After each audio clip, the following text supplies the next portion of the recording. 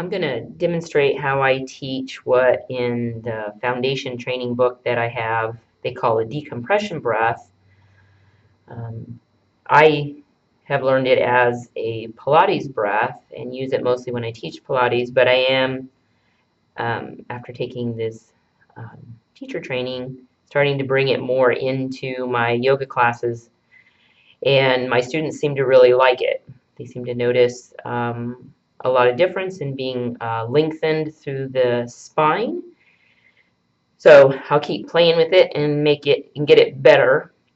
So I'm going to teach it at the way I teach it in my yoga class, but it is, for me, a Pilates style breath.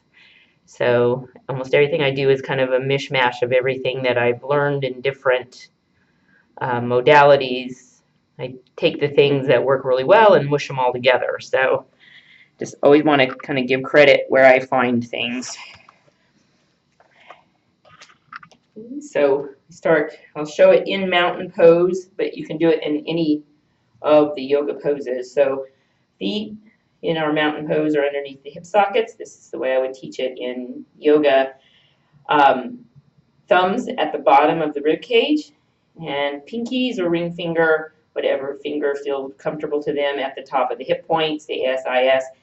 And I just ask them to just draw a line from their thumb down to the top of their rib cage, just to get a sense of what that space feels like.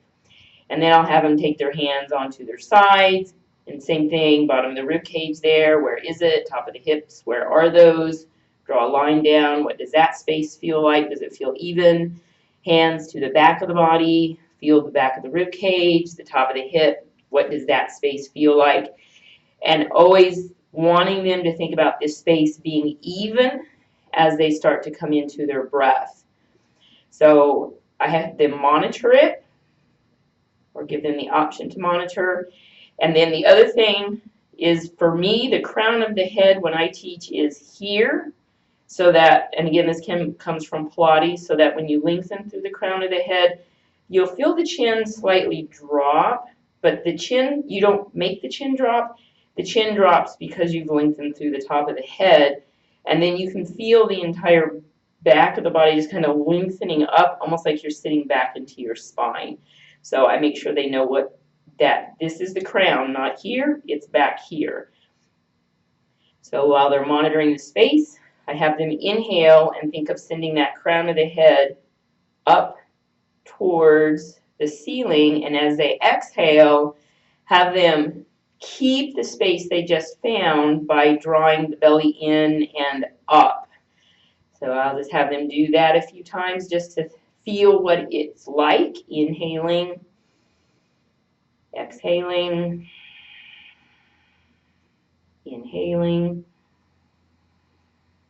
and exhaling. And so I will tell them what they should feel is like they're getting taller, but not to let the rib cage push forward or flare out to the side. So we don't ever want any flaring at the bottom. So once they feel that, that's the mountain pose. And then to come into any sort of movement, I'll have them put their hands at their hips. As they hinge, they come forward into our forward fold. And then as they rise, hands to hips, hinge to rise, put the thumbs at the bottom of the rib cage, and then draw that line down. So that, again, they can get a sense of that.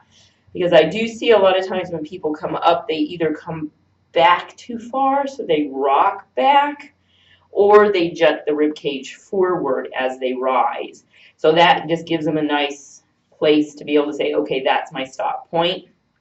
And then inhale, hands come up, think that rib is still there, hands to the heart. So I'll use it that way as a forward fold. And then wide forward fold is a nice one to use it as well. And it was interesting when I read that foundation training book. Wide forward fold is one of their big ones that they use. So again, hands to the hips. I'll have them hinge, come forward, fingertips come down. And then as they rise, hands to the hips, come up, slide the thumbs up to the rib cage, and draw a line down just to get a sense. And I'll usually do this as a warm-up just so they can feel where their rib cage is What does it feel like? What's going on? Have their hands go behind them, to the sides, all of that. So that's the way I teach that. And it's mostly I teach it in my Pilates classes, but like I say, I'm really starting to put it into more of my yoga and trying to find a way to make it yoga friendly. So hopefully that makes sense. And as always, I'll take any feedback anybody has.